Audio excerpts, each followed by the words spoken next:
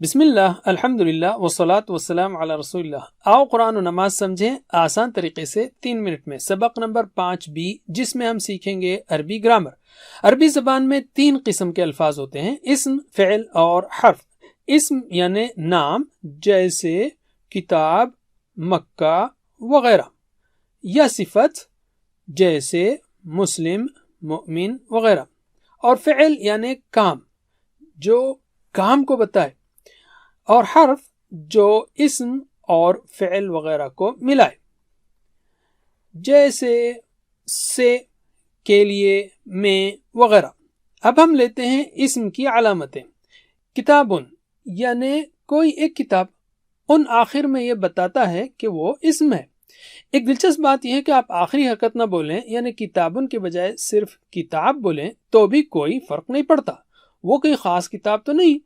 مگر اگر آپ کوئی خاص کتاب کی بات کریں تو ال لگائیں شروع میں، ال یعنی وہ خاص۔ عربی میں ساکن حروف سے کوئی لفظ شروع نہیں ہوتا، اس لیے آپ کو شروع میں حمزہ لگانا پڑے گا، یعنی ال۔ جب شروع میں ال آئے تو آخر میں ان نہیں ہوگا، جیسے الکتابن نہیں بولیں گے، ان کو نکال دیجئے تو وہ ہوگا الکتابو۔ اور اگر آپ کہنا چاہتے ہیں اور وہ خاص کتاب تو ہوگا والکتاب۔ کیوں؟ اس لیے کہ ال سے پہلے کا حمزہ ٹیمپرری ہے، اگر اس سے پہلے کوئی چیز آئے تو یہ حمزہ گر جاتا ہے، اس لیے وا اگر آئے تو ہم وَأَل نہیں کہیں گے، صرف ول کہیں گے، جیسے والکتاب، اور وہ خاص کتاب۔ ایسے ہی اگر ہم ال لگائیں مسلمن پر تو یہ ہوگا المسلمو۔ تو اب آپ ال کے ساتھ جواب دیجئے: مسلمون المسلمو، مؤمنون المؤمنو، صالحون الصالحو، کافرون الکافرو، مشرکون المشرکو۔ آخری حرکت یہ بتاتی ہے کہ اسم کی حالت کیا ہے۔ مثلا کتابن، کتابن، کتابن۔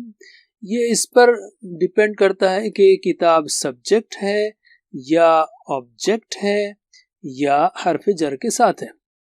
اس کی تفصیل ہم بعد میں سیکھیں گے۔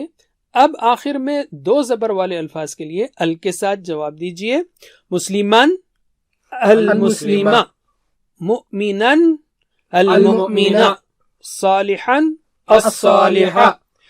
اب آخر میں 2 زیر والے الفاظ کے لیے ال کے ساتھ جواب دیجئے: مسلمین المسلمی، مؤمنین المؤمنی، صالحین الصالحی۔ تو اسم کی علامتیں کیا ہیں؟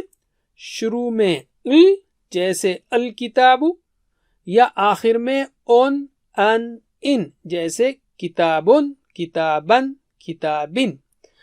آج کے لیے اتنا ہی۔ جزاکم اللہ خیر، والسلام علیکم ورحمۃ اللہ وبرکاتہ۔ Please visit understandquran.com for our courses on Read Al-Quran, Learn Tajweed and Understand Al-Quran, and for one-to-one learning. Jazakumullah khair. Wassalamu alaikum.